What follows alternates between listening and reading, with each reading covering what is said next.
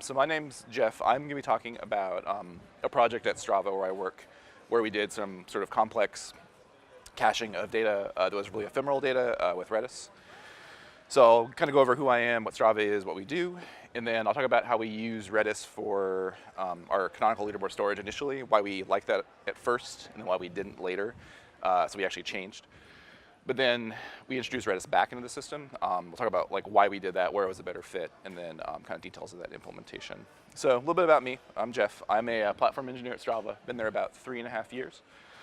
Overall, I've worked in tech for about 10 plus years now, coming up on 15, mostly on distributed systems and web technology. And then I like bikes, dogs, and being outside, sometimes all at the same time, which is really great. So you may have heard of Strava, you may have not. I'm kind of going to go over what we do.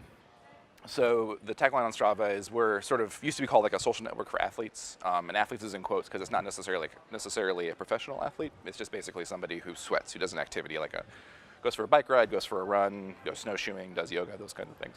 But we kind of look to like basically connect and inspire people in their athletic lives. The mechanism that Strava primarily works with is that people record activities and then they upload them to Strava. We have a mobile app where you can use to upload activities, so you record your bike ride, or your run, things like that. But also if you have a Garmin watch, other devices you can record and then upload to Strava as well. And then once you've uploaded, we have a bunch of visualization and sort of data analysis to look at your data for your activity, and then you can compare that with others. You can share, you can kind of connect, discover new clubs, new routes, things like that. Strava is having its 10-year birthday this year, so we're now 10 years old. It was originally built sort of by and for cyclists, and if you are sort of an amateur cyclist, you probably have heard of Strava. But since then, runs have eclipsed rides. We're doing more run activities than any other type right now. There's 170 employees. Most of us are in San Francisco here. There's now a new engineering product office in Denver, which is about, I think, like 30 or 40 people at this point. We have about 35 million athletes. Most of those, the majority, are not in the United States, about 82%. And then we just crossed over 2 billion activities total this year. And we'll probably do, 2 billion activities last year. And then we'll do 3 billion this year at some point, probably. This is a heat map to show how global we are of all activities ever. It's kind of hard to see in this light, but we have activities on most continents. I'm not sure about Antarctica, but at least the other 6 we do. Primarily, you can see it's like really, really bright in Europe, Brazil, Australia, Japan, those kinds of places. Okay, you have a question?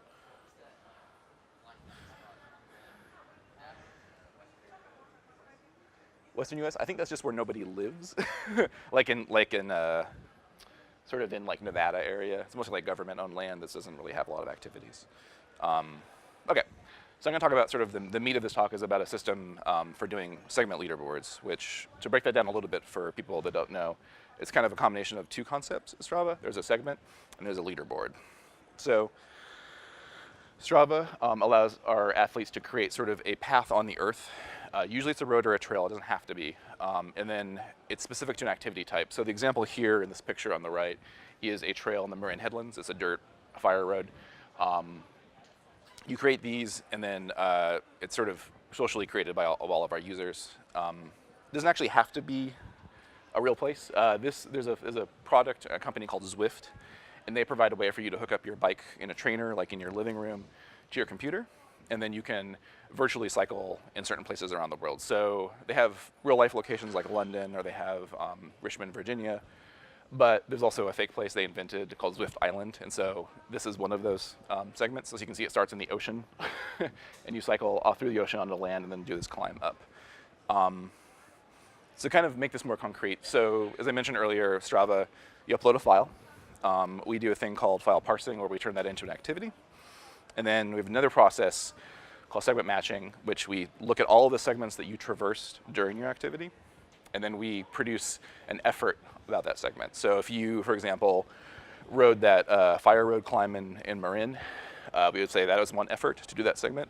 If you rode it twice in the same ride, there would actually be 2 efforts, right? Or if you do like a loop on like a cycle track, every time you go around that loop, if that's a segment, it counts as an effort. And then for the fastest segment effort per athlete per segment, we'll put those on a leaderboard. The ranking for the leaderboard is based on elapsed time of the effort. So the fastest person gets to the top of the leaderboard. And then in addition to like sort of the overall leaderboard, we also have leaderboards by age groups, by weight classes, by gender, different time ranges like this month, this year, things like that. In addition, all clubs or people you're following, there's also kinds of leaderboards that we have. So with leaderboards, there's kind of two main challenges. This is sort of true for anything with computers in general, but here I think it's incredibly important. So with complexity with leaderboards, there's a lot of permutations. We have 20 categories of leaderboards, and we also have 8 filters. Some of those filters can be applied multiple times. If you sort of do the math on what we allow in the interface, it's about 300 different permutations. And so to kind of provide strategies to query those, we actually do a bunch of different things. So for like the 50 most popular combinations, we actually denormalize them into a data store.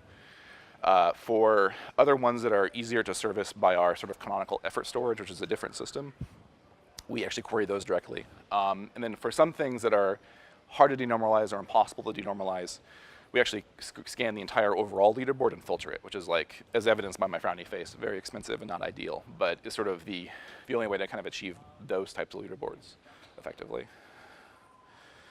So to kind of dive into what a leaderboard looks like and kind of what the data is, there's kind of a couple things here I want to talk about. One is that we have to deal with ranking. So you can see that I am number 42 on this leaderboard, but anybody who's tied with my time is also the same number 42. And then once that sort of timed range of athletes is done, then it skips to sort of the next index in the leaderboard. So the next person below me is 46. And then we also have to keep track of the total number of athletes that have ever attempted the leaderboard. And that is basically a count star, you can think of it that way. It's not just for the overall leaderboard, we have to keep a count of every of those 300 permutations as well. And then I'm gonna talk a lot about these two terms, range and context. So we have range queries and leaderboards. Those are basically give me indexes 0 through 9, 10 through 19, things like that. Or there's a context query where we actually say, I have a known athlete, tell me where in the leaderboard they exist, and then give me kind of a context around them, also dealing with ranking and ties and things like that. Okay, so complexity is one problem. Scale is kind of the other problem. So we do a lot of traffic, especially now. We get about 16 million activities a week. We're very seasonal, and it's sort of very diurnal. And then on any given like 16 million activity week, we also get about 500 million efforts that come into the system. So it's a lot. The number of mutations of efforts, that's like create, update, delete, that's somewhere in like 250 to 2,500 a second range. The expectation from athletes is that after they upload an activity, there should be like 1 to 2 seconds of latency between that action and then their efforts showing up on the leaderboard. And then from the read end, we do thousands or hundreds of reads a second, some from the front end from athletes and some from internal systems. The thing I want to basically emphasize is that like this is like A, a lot of traffic, and B, it's like very highly variable.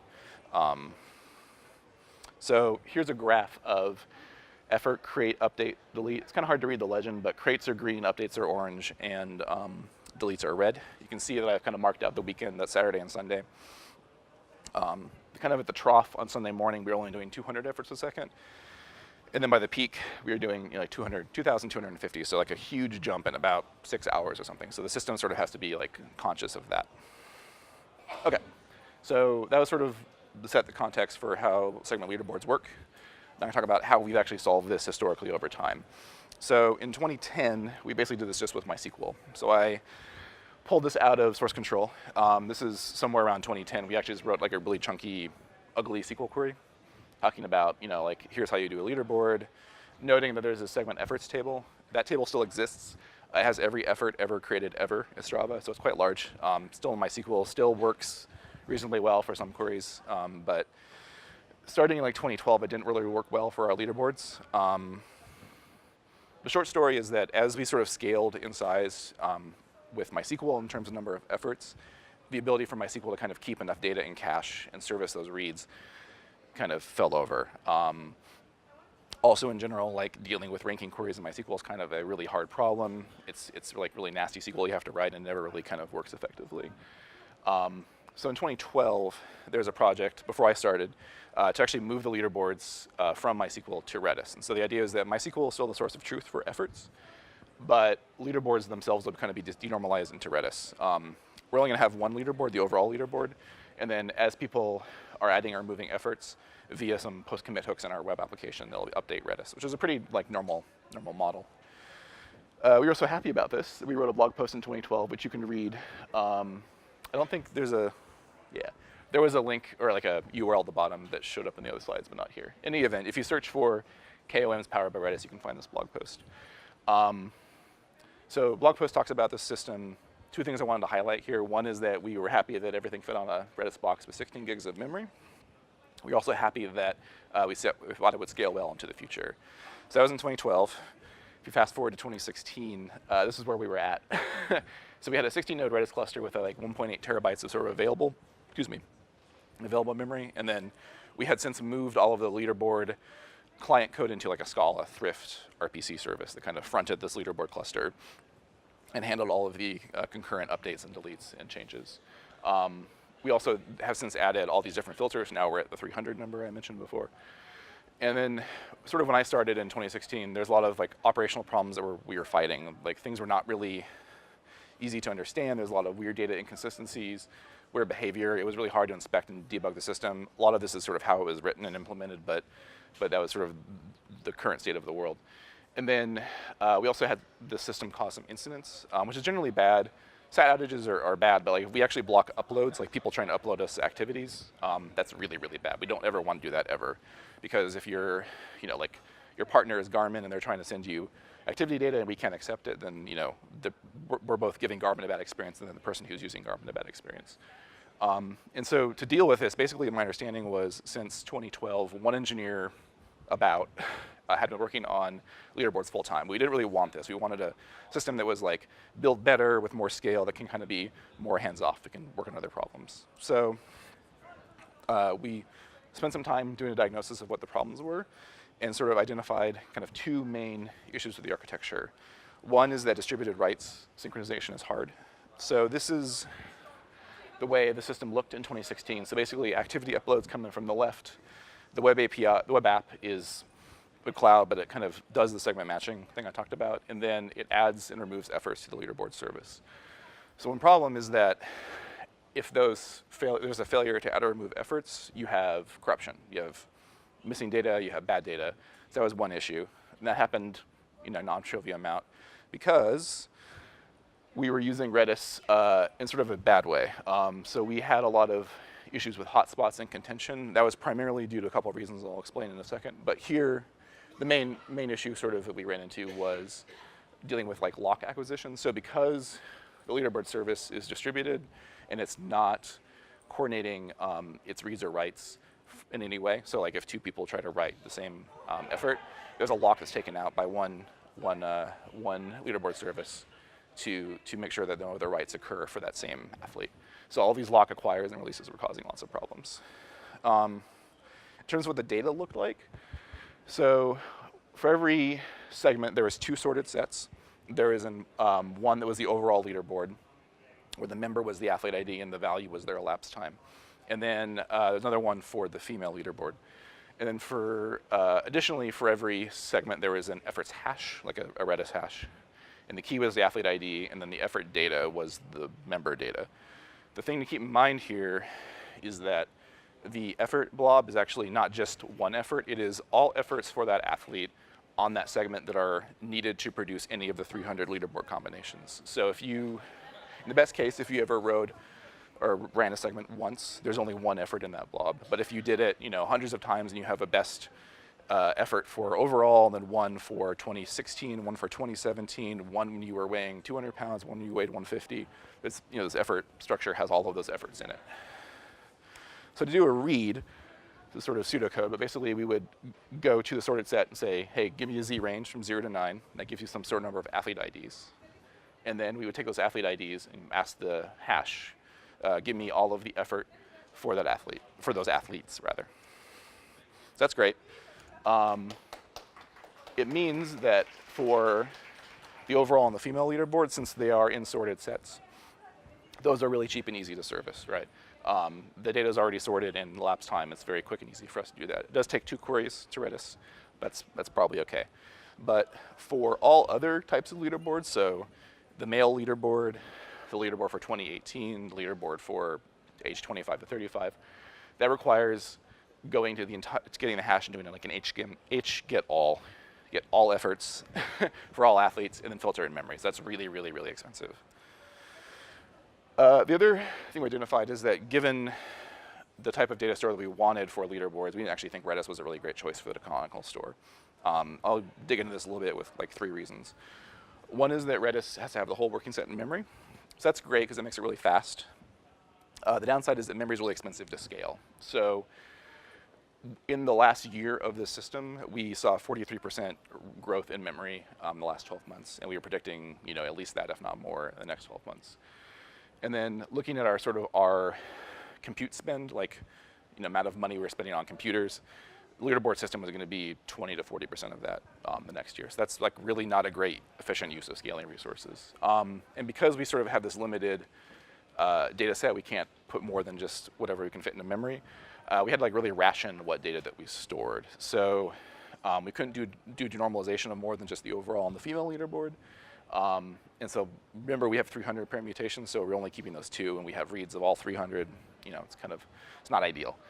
And then on the flip side of that is that it's really, really wasteful. So even though we have millions of segments, on any given week, only 20% of those are actually getting a read.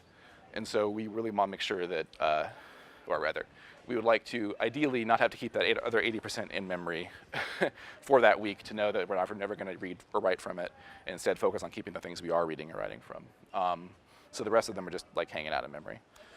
Second problem we have with Redis is that there's no parallelism. So this is becoming less of an issue now, but a few years ago it was more of an issue where there's no command processing parallelism.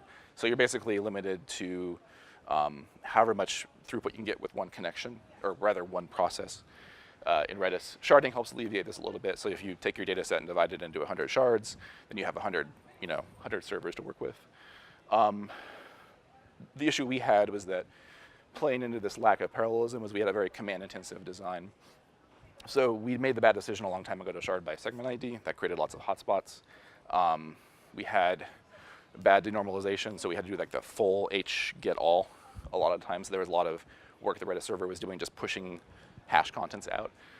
And then all those distributed locks, as I mentioned before, were another big problem. So that was a really command-intensive design that we created. We talked about this. We're like, well, even if we fix this, like we make it less command-intensive, if we did, is there enough throughput per shard if we achieve that? And if not, can we reshard? Is that a thing that's actually even possible to do, given this data set's like 1.8 terabytes is a lot of work? Is it really, really a good thing to do? And then the third story, or the third reason we thought Redis was a bad choice was kind of the poor high availability story. So there's a talk earlier about Redis asynchronous replication. That gives you some sort of durability in terms of data, but when you have a failure, you have to fail over to your replica. And that's not a really great process. Redis Sentinel is a thing that you can use to do that. We sort of had concerns about it being kind of robust enough in production. There's been some scary concerns, at least in the past, about data loss. And even if the replication was perfect, and even if we had failover down really well, during the failover, there's no ability to do writes, and then reads are, have to be switched to the replica. And then asynchronous replication inherently, whether you're using Redis or MySQL, if writes haven't been replicated from the primary to the replica, then you lose those writes. And we didn't really like that. People work really hard to challenge themselves to do a new effort and get a faster time. And if we lose that effort because the system didn't handle replication well, it's a really bad experience and someone's really not unhappy. They can obviously re-upload and fix that, but we like to be kind of correct the first time. And the last problem is with this, what this kind of means is that anytime there's a Redis node failure, there is an upload outage, which I mentioned earlier is like pretty bad. So we started in 2016 to work on a more scalable solution. And we ended up choosing Cassandra. So we chose Cassandra for the canonical leaderboard store. We chose it for some reasons I mentioned later. That was one big change of the system. The other big change of the system was we went from a sort of RPC model where there is a leaderboard service that would make requests to Redis and kind of handle client requests from our web app to a stream processing architecture. There's a lot of other changes to the system. There is a link in the bottom to our engineering blog. I wrote a 4-part blog post series on this if you want to read. It goes into way more detail about how the system works. So this is the new system. So the thing to point out here is that as activities come in, instead of the web app making RPC calls to add or remove efforts, it just logs that an effort was created. And then there's a worker consuming those updates, and the worker's job is to sort of synchronize them. So we use Kafka here, and we use partitioning, or we partition the efforts by effectively athlete ID, and segment ID is like a hash. So we know that any particular partition of this data stream of effort updates is only being handled serially, but we're able to then safely handle all the partitions in parallel. So that's kind of what the worker does. And then, as I mentioned, we have Cassandra here as a new available data store. And then, additionally, because Cassandra is sort of already pre-computed everything and it's done, then all of the reads on the way out don't have to be synchronized. There's no locks needed for reads as well, which is good. Kind of dig into why we chose Cassandra. We felt like it has a really much more proven sort of high availability story. We use it quite extensively at Strava, both before and also today. But if there's a particular node failure in Cassandra, you still have effectively 100% uptime.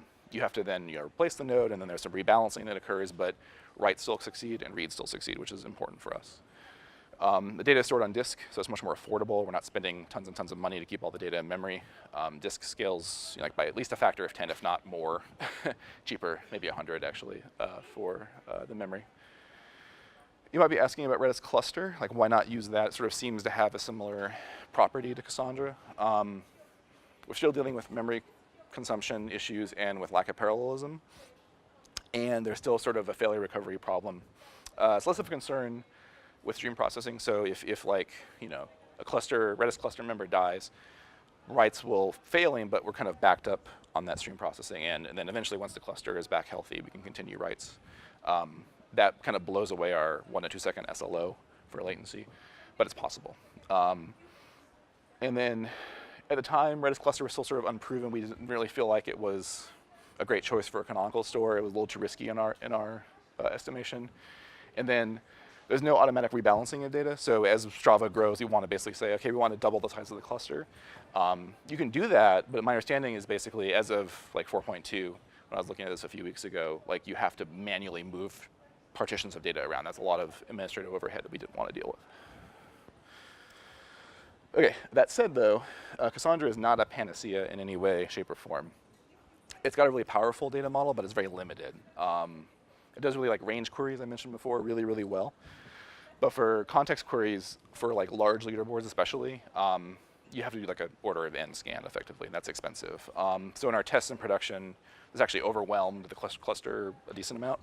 So that was a problem. However, we sort of realized, well, Cassandra doesn't do this well, but Redis does, right?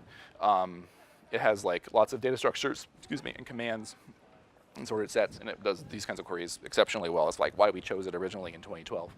And it's got lower latency Cassandra, right? So can we leverage Redis back on the read path in some way to kind of utilize it? So we did. I'll talk about that. So as I mentioned before, most reads are actually a small set of our leaderboards, like 20% in a given week. They also tend to be the largest leaderboards, the ones that people are riding and looking at, or sorry, doing an activity on, I keep saying riding, traversing, and then doing a read on a lot.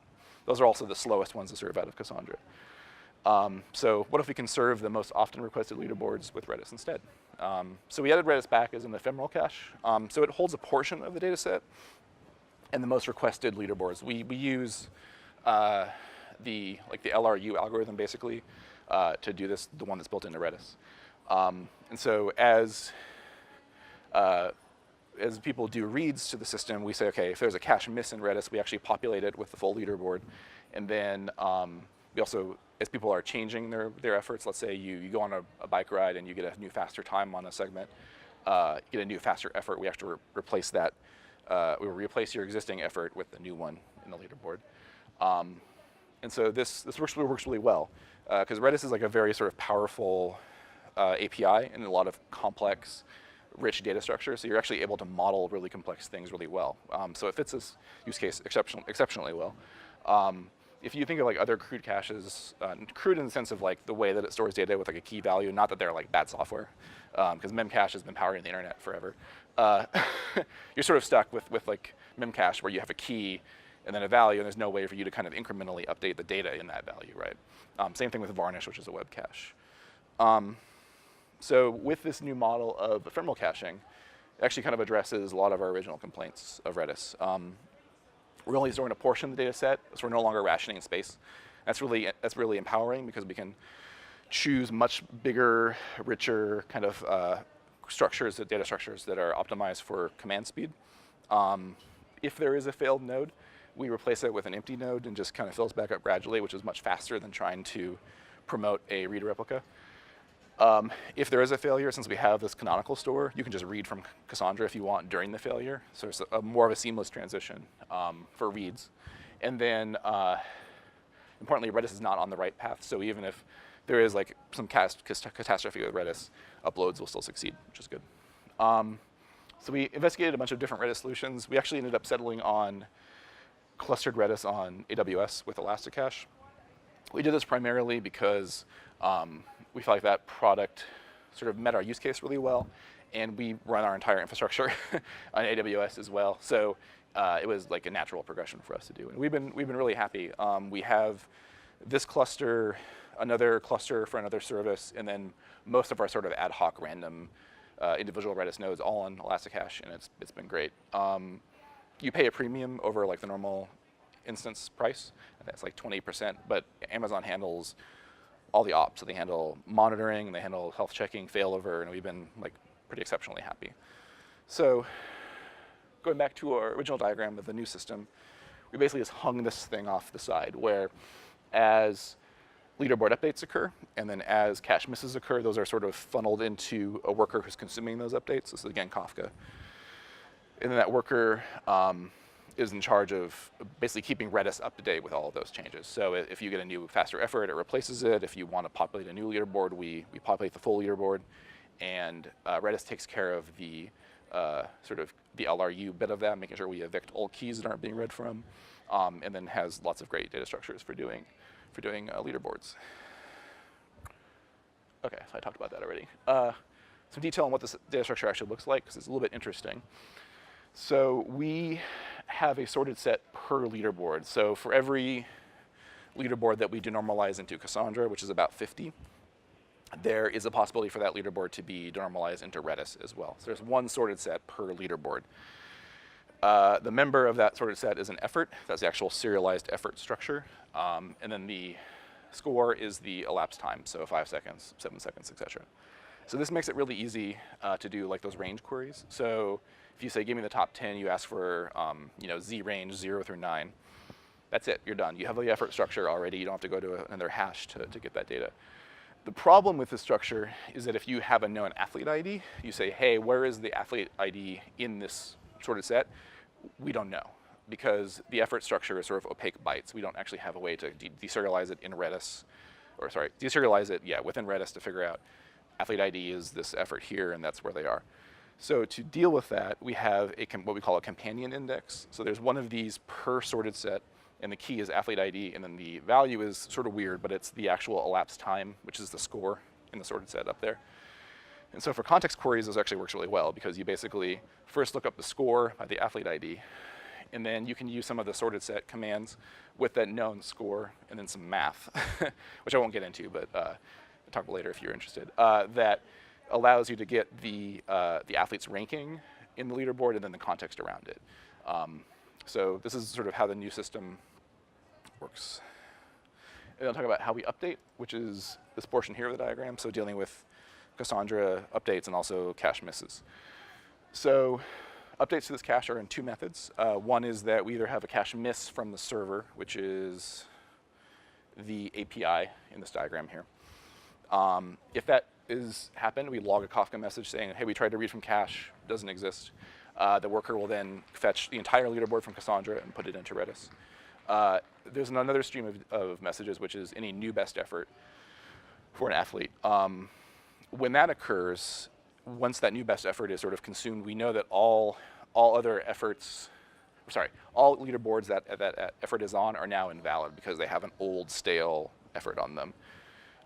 This is a problem because on popular leaderboards, this happens all the time. Like the Zwift, which I mentioned earlier, the living room cycling computer thing. On busy days, they will have hundreds or even like 1,000 people. They'll have an effort on a segment in one day, so that's like constant churn of this cache, right?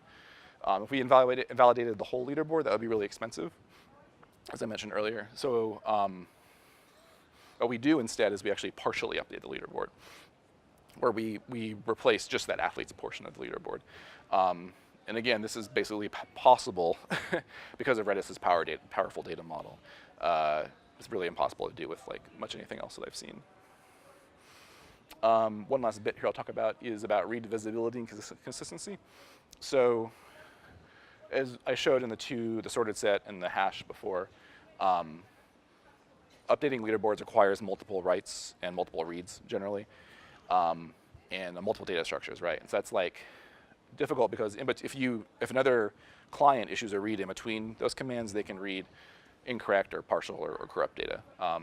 We don't want that, right? We want to be able to basically make an update atomically and do that. And thankfully Redis has another good solution for this, which is Lua, which I'm sure you're all familiar with. But Redis is running this little Lua interpreter, and you can send it a script and it'll execute it and give you back a result. And all those scripts run atomically, which is exactly what we want. So we created sort of 5 leaderboard commands to do this. So there's ones for populating, updating, deleting, the range and context things I mentioned earlier. This worked out really well. Writing Lua is a weird language. Writing tests for it is tricky because you have to sort of run the Lua script against Redis and then get back a response and sort of do this like black box testing, which is a little bit slow, but you eventually got the hang of it. But it worked out really well for this use case. Some things to be aware of if you're thinking about this is that scripts, because they run atomically, they block all other commands from processing. It's understandable. Scripts are sort of limited to the context of one server. So if you have a sharded data set and you want to run a script on server A and have it access data on server B, you can't. So all of your script has to run within the context of just that one server. For us, all the leaderboard is basically constrained to one shard, so that worked out. And then with scripting, there's a complication with replication pre-Redis 5. They have since fixed that, is my understanding, so it's not really an issue. But if you're running old Redis or Redis prior to 5, you should be concerned about that. Some more graphs before I wrap up. So these are 4 graphs of 4 commands that you can send to a leaderboard and the hit rate. So index is the upper left, context is the upper right. Most of the time we're seeing somewhere between 60 and 80% cache hit rate with Redis versus Cassandra. The dips you see sort of in the upper left graph, but like dramatically in the upper right graph. Those are for weekends where people tend to traverse segments they don't traverse during the week. So we see a lot more uncached reads during that time. So the hit rate for index is relatively high still. It's like 50%. But for context, it's really low. It's like 25 at the worst case scenario. So that's sort of our the worst point for the system where we're getting the least benefit from this. But it usually recovers pretty quickly, and then we're back to kind of cached reads, which is good. And then we also have a couple other types of commands at the bottom that are called less often, so they see a lower hit rate in general. And then 2 more graphs, I think. This is a graph of total requests to the leaderboard system stacked. Blue is Redis and green is Cassandra. You can see that the blue is the majority of reads, which is what we want. The 2 spikes in the left is Saturday and Sunday from a weekend. There's less majority of reads from Redis taking place there. But otherwise it's at least the majority of reads, which is good, what we want. Okay, and then this last graph is something that happened last week, I think, or 2 weeks ago. So when we started with Elasticache, they were limiting the cluster size to 15 shards, which means that you have basically 15 Redis processes you can send requests to. And so as our data set grew, we kind of started to see much more variance in latency in terms of request latency. So this is a graph of in this case, 5 types of commands you can send to leaderboard, and the upper 90% latency. You can see there's a dramatic change kind of in the last quarter, fifth of the graph. That's when we upgraded the cluster to 30 shards, because Elasticache recently allowed you to basically have much more shards per cluster. And doing so gave us more throughput. Remember, Redis is single-threaded. And so with more throughput, we actually, A, lowered our latency quite a bit, and B, made it much more predictable, which is great. Okay, so in conclusion, I talked about our historic scaling challenges, and I kind of showed how Redis can be a poor choice in some situations if you have like a large growing data set that needs like really high availability. Other things might meet that better, like Cassandra in our case, but up to you to decide. And then how we then added Redis back as an ephemeral cache to have much more success. It was a targeted, very specific use of Redis we felt like met the Redis use case really well. We were able to design like optimal data structures that really met our query pattern and use cases really well. And then finally, we sort of leveraged some good, powerful commands for the creation and like easy manipulation. So the Lewis scripting and the ability to kind of model the data with sorted sets and hashes, which you can't do with other data stores. That's it. Thank you.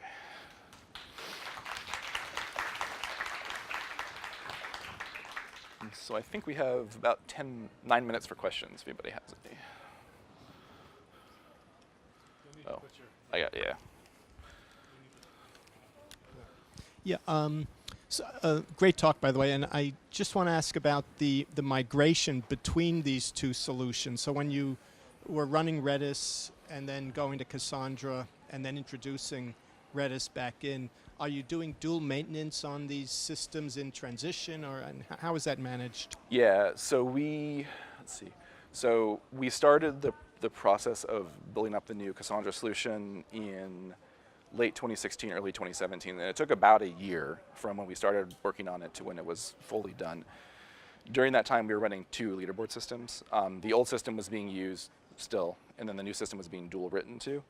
That's very expensive, obviously, so we don't want to do that for a long time. We were able to kind of afford that because we had budgeted some money to make that possible. We knew we were going to do this anyways. So that was one thing. The other thing is we had to backfill the new system. So that actually required writing a rather large process to basically go over every effort ever created at Strava ever and put it into the new system. That's not something that I think we could probably realistically do again. I think we're just kind of too big now. I mean, it's possible, right? But I think the idea was we wanted to think really hard about what a long-term storage for leaderboards would look like, and that's why we chose Cassandra. And then once we do that backfill, it should only be kind of once. And then if we really think, okay, we're going to put leaderboards in something else in the future, we then could leverage the fact that Cassandra has much more better query performance and has the ability to like export data with like the SS tables underlying and import it into another system relatively easily. So it's possible. I don't think we were planning on doing it in the near future. Cool. Okay, so you described how recently you were able to upgrade your Redis cluster installation to 30 shards. Mm-hmm. Did you consider just scaling up using read replicas, or were you really bottlenecked on writing? Yeah, so we did. So let me go back to that slide, I guess. You're talking about this graph. Oh, sorry. This graph here. Yeah, so Elasticache has the notion of having a primary and then read replicas. So we could configure our clients to read from the read replicas to basically diffuse the read load. There's a thing we considered. There's a couple of problems with that for our situation. One is that we are now running double the number of Redis instances, possibly triple if you have 2 read replicas. So it's more expensive. The other problem is that our system is incredibly write-heavy. So we do, I think it's probably at least 3 or 4 times more writing than we do reading. And the replicas only help you for reading, right? So there's that concern. There's also there's also a little bit of a concern about, in the event of a failover, if you want to promote one of the replicas to a leader, you have that data inconsistency problem I talked about before. So all those things together, we said, well, it's not really worth it. We'll just kind of continue doing just the one leader per shard and then just add more of them. Right.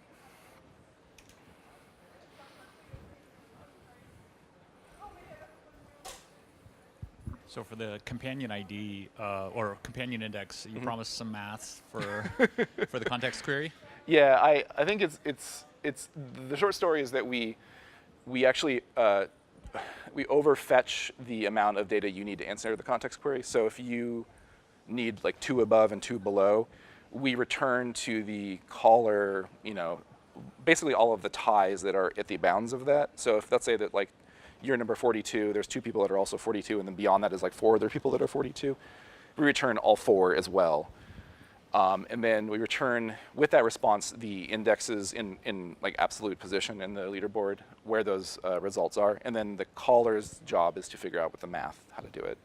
I can talk to you if you want later about it. Any other questions? Oh. Hi. You had mentioned once you moved to the ephemeral cache that the partial updates on the 20% of the leaderboards was easy due to Redis having a flexible or a powerful model. Could you elaborate on that part? Yeah, so let's go back to. Yeah, so because we're not trying to ration space in store all of our leaderboards in Redis, we're only storing a portion. We're able to design structures that are much more denormalized for our use case and basically denormalize all types of leaderboards. So before, when we only had like the overall and the female leaderboard, here we're able to normalize, the 2018 leaderboard, the male leaderboard, the age 25 to 35, and then additionally, we're able to say, okay, we know we can do this particular range query really quickly because we have the effort stored in Redis. But how do we do context queries efficiently? We actually sort of were able to, with the companion hash and then also Lua scripting, do that effectively. That would be really hard to do in any other way. Does that answer your question? Okay.